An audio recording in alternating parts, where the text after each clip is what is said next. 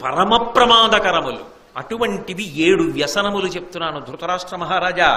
వీటి జోలికి వెళ్ళకూడదు సుమా, మనిషి ప్రయత్నపూర్వకంగా నిగ్రహించుకోవాలి అని 7 చెప్తున్నాడు. వెలది పరస్త్రీ, స్త్రీ అని నేను అన్నాం. ధర్మబద్ధమైన స్త్రీ అభ్యున్నతి హేతువు. పరస్త్రీ, జూదంబు, జూదం అంటే ఏమిటో నేను చెప్పాలా, పానంబు మద్యపానం చేయడం,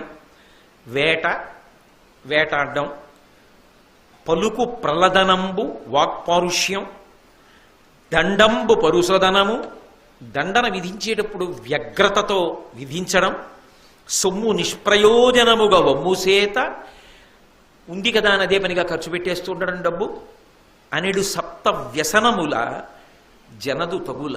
ఈ 7 వ్యసనములు ప్రధానమైన వ్యసనములు, కామక్రోధ జనితములు. వీటి జోలికి వెళ్ళకూడదు.